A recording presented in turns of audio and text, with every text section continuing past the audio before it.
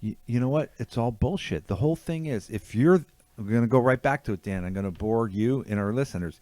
If you're focused on your development and you're a 65-year-old black belt, then when you're in there in the academy, just get goddamn better. And you're like, oh, I had trouble with the 250-pound blue belt. Yeah, I don't give a shit.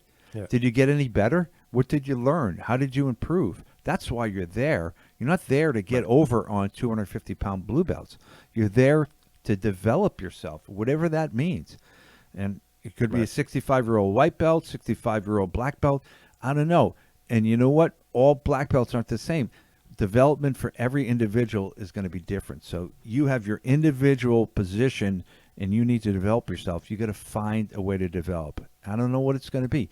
Maybe you just improve the grip where you're doing an arm drag. It's like my grip is a little bit better now. Like I didn't get to the guy's back, but I almost did this time. Great. Then now you've developed. You have a better arm drag. But this whole tack is a disaster. Adding, subtracting.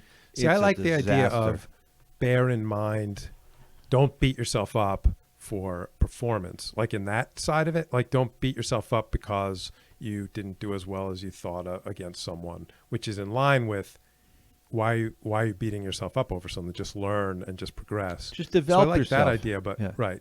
But then like when it gets to the calculation, like 20 pounds. Yeah, that's why this whole belt years, thing is I'm bullshit. It's like, let's say, Dan, I can sweep somebody with a certain sweep, and all of a sudden the guy's 260 pounds. And like, whoa, it's way harder to sweep the guy. Okay, then what are we going to do?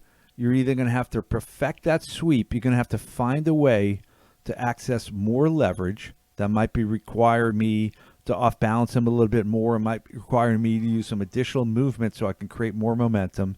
It might require me to get into the position of fulcrum even stronger to make it happen. Or you know what? I don't do that goddamn sweep because it doesn't work when they're 260 pounds. Maybe I have to do a different sweep. Maybe I have to get to a single leg X and Ashe Garami, get completely underneath the guy to find the sweep. So if you're asking yourself those questions, you end up developing. When you're like, how come I can't beat a 250-pound blue belt? I'm a black belt. That is just a waste of thinking. You're totally focusing on the wrong thing. Right. I was training with Big Tyler the other day, and so he's 6'5.5", supposedly, or something, and like 250 pounds or something. And what did I do to him? Oh, I did like kind of an arm drag thing. And guess what, Dan? With everybody, I go, bam. Next thing you know, I'm on their back, right? Mm-hmm. But I'm this short little guy.